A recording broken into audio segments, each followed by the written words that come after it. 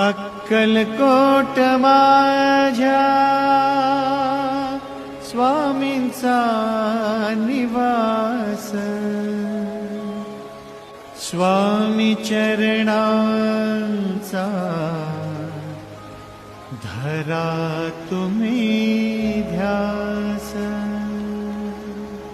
जारे जारे सारे स्वामी दर्शनाला, जारे जारे सारे स्वामी दर्शनाला, गुरु माऊलीला भेटायाला, गुरु माऊलीला भेटायाला।